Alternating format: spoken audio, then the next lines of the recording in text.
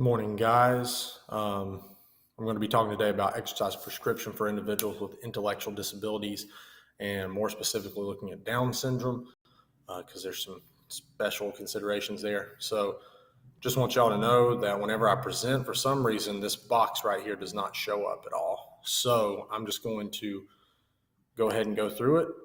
So without further ado, here we go. All right, so we need to first define an intellectual disability because it's a very broad range of different disabilities. But there are mainly two areas of limitation that define ID. So first is intellectual functioning. An IQ of less than 70 is mild to moderate intellectual function. And then an IQ of less than 35 is severe ID. And then the second is adaptive behavior, use of everyday social and practical skills. Okay. I thought that this was interesting. The life expectancy for ID is close to that of general population, whereas Down syndrome has improved greatly. Used to, it was only, you see down here, 13 and a half years old in 1970. And now it's 53 years old, which is a big jump in 50 years. And then right here it says the vast majority of adults with ID with and without Down syndrome are classified with mild ID. So more than 85% have an IQ between 50 and 70. So here are different types of ID. You have genetic disorders with Down syndrome and Fragile X syndrome, which I actually have a cousin that has Fragile X, birth trauma, asphyxia, infectious disease, rubella meningitis, things like that. Maternal factors, alcohol, smoking, recreational drug use when the child is being developed, prematurity and low birth weight, which are sometimes, be affected by number 4. And then last, poverty and cultural deprivation, malnutrition, insufficient health care for the mother or the baby.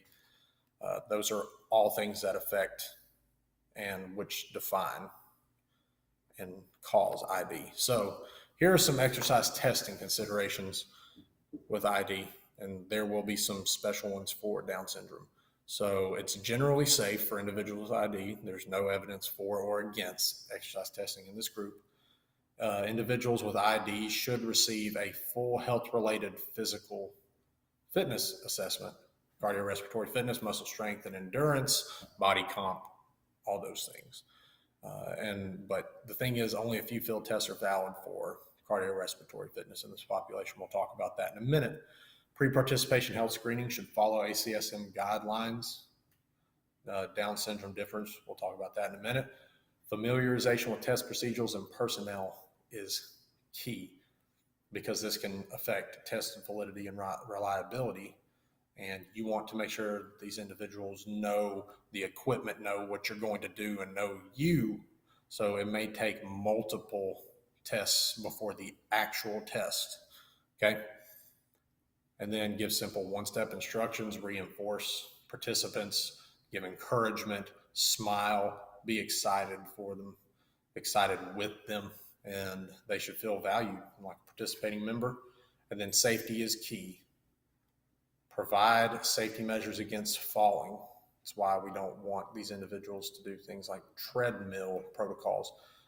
And have 2 or 3 staff members present is good just to watch the equipment and participant. Cycle ergometry protocols, no arm movement, just arms or just legs. You can do both together, but poor motor coordination can affect just cycle ergometry or upper body ergometry. Muscle strength is low in this population, so we're going to want to focus on that in training. And then balance testing is also important because of poor motor control, coordination, balance, etc. Okay, so here's the cardiorespiratory fitness considerations that I was talking about. Walking treadmill is okay. Individualized walking speeds really low. Schwinn Airdyne, like I said, using both arms and legs together is okay, but just arms and just legs, not good. 20-meter shuttle run, which I think, honestly, I like that one the best. And then Rockport 1-mile walk is good to use. Notice it says walk, not run, because of the low aerobic capacity in this population. Treadmill running protocols are not good because of balance issues. Cycle and arm ergometry, we talked about that, and 1 to 1.5 mile runs. Again, poor aerobic capacity, not good for these things. And this actually comes straight from the guidelines themselves. So here are some formulas for predicting VO2 max since we're using different protocols. Here's the 20-meter shuttle run and the 600-yard run walk, because if they can run, they can run. We just want them to get it done and feel good about while they're doing it. And these two actually take into consideration gender, so 1 for boys, 2 for girls. And then you have the Rockport walk fitness test, which is different because in neither one of these, you're not just using body weight, you're using BMI, and you're also taking into effect gender, but in this one, it's just body weight and not gender specific. Okay, so testing for individuals with Down syndrome, they don't follow the guidelines from the ACSM. Why? Well, because 50% have congenital heart disease, 30% may have significant atlantoaxial instability, so that's too much movement between C1 and C2, and physician supervision is recommended when testing, so that can be one of your 3. And due to the smaller stature, they need to become more familiarized with the equipment. You need to make sure it fits. If they're doing the Schwinn Airdyne, you need to make sure they can reach the pedals and the handles. And also, if you're going to put a mask on and measure VO2 that way, you need to make sure it fits. They might need a mask that fits a child.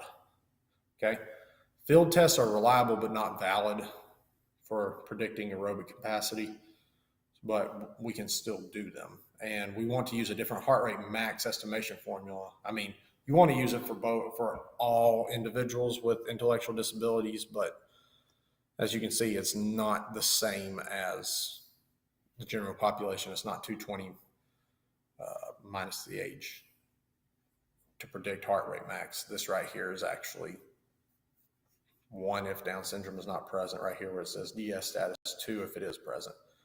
Okay, and then this group has an especially low aerobic capacity, low muscle strength, and they are typically overweight or obese. So here's our fit recommendations for this population. Aerobic training, very similar to those who are obese, overweight, because most of this population is obese or overweight. So 3 to 7 days a week to maximize caloric expenditure. Make sure 3 or 4 of those are moderate to vigorous intensity exercise. So if they want to go shoot basketball, if they want to walk at a heightened pace, play some soccer, there you go.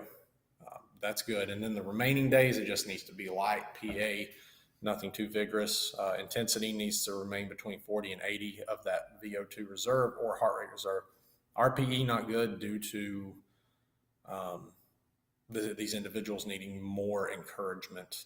So they're less likely to be able to know, like, okay, I can keep going. It's like, okay, it hurts, I need to stop. 30 to 60 minutes a day.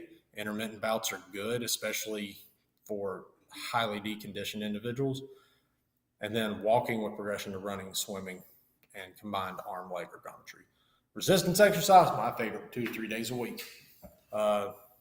Just like regular guidelines for people, begin with 12 repetitions at 60 to 70%, and then we want to progress to 75 and 80% of 1 rep max. 2 to 3 sets for your major muscle groups, quads, hams, glutes, shoulders, triceps, chest, all that stuff. And for safety purposes, machines preferable to weights, because due to poor motor coordination, we don't want someone dropping and hitting themselves with a weight or losing their balance and falling over. And then right here, flexibility, same as the general population, 2 to 3 days a week. Watch out for that atlantoaxial instability, though. We don't want hyperflexion or extension of the neck. And then stretch to the point of tightness or slight discomfort. Hold static stretch, 10 to 30 seconds, 2 to 4 reps of each exercise. Make sure it's static stretching. Dynamic stretching, not necessarily great. Training considerations and special considerations. Because of low muscular strength and endurance, this population can be limited. Focus on muscle strength. because aerobic training can be affected by the low muscle strength. So strengthen the muscles, and that will enable them to be able to work longer aerobically. Yoga is great because it promotes social interaction, and it also hits both flexibility and strength all in one. Individuals with ID may require extra encouragement during testing and training, like we said. Cheer them on, be with them in the process. And due to poor motor control, coordination, and balance, we might want to think about incorporating neuromuscular exercise training. And due to attention difficulties, simple one-step instructions should be used. Some more considerations: appropriate supervision should be used at all times. Reduce injury risk, okay? Incorporate diversity into the exercise regimen. Music and dancing, do Zumba, simple games, sports-specific training for events such as the Special Olympics if they participate in that. Group activities should accommodate for all disabilities and take special consideration for the medications used by the participants. Here's a list of some. And then finally, special considerations for Down syndrome. Yoga is great for most ID, but not for this group because of that instability in their neck and because of joint laxity. We want to strengthen muscles first around things like our knees in order to produce more stability. They have a low aerobic capacity. Monitor their heart rate because the heart rate max is lower than normal.